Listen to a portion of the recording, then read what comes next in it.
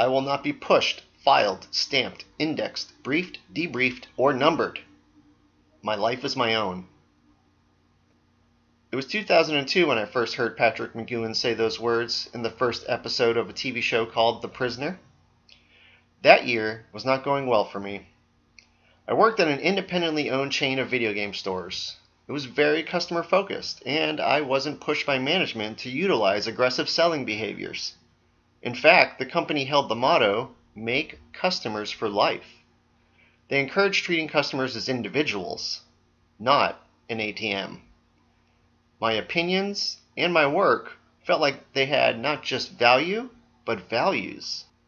Then we got bought out by a major corporation. The motto went from make customers for life to make customers for now. I was told by my new manager that I only had value if my numbers were good. I found myself trying to adapt more and more, and I had to compromise my beliefs just to keep up.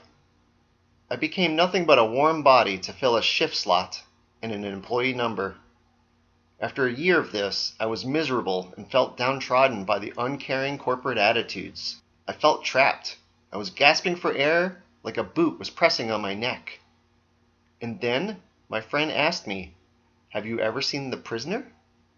A quick summary of the show would be a 17-episode British TV program from 1967 about a government secret agent who resigns from his job. He's then abducted and taken to a place called The Village, a small coastal town where retired secret agents who pose a security risk are sent to be contained and controlled.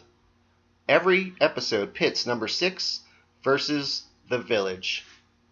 The show has all of my favorite things.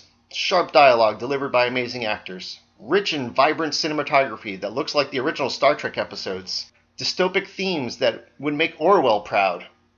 Allegory for days. Elements of science fiction.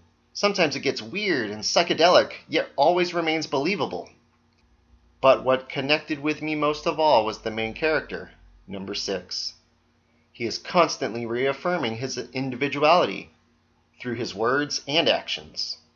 No matter what the village throws at him, he never gives up. He finds the inner strength to overcome each obstacle. He stays true to his beliefs, and he never conforms to the village's ideals.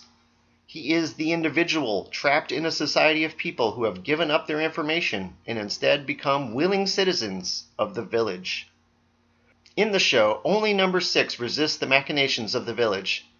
His defiance in the face of his captors is inspiring because he will not give up who he is, no matter how convincing or threatening or manipulating or aggressive the village's attempts to break him are. He is an individual. He is not a number. He is a free man. I watched the whole show in a weekend.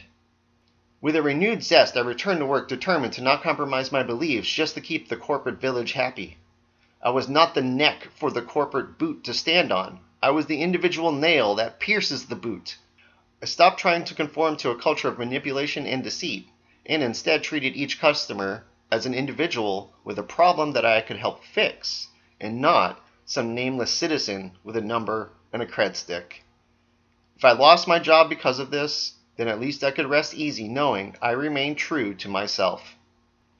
I'm not going to lie and say everything went spectacularly, but I did well enough that management couldn't complain too often, and I could once again feel satisfied with my work because even though I seemed trapped, in prison if you will, I was in truth a free man.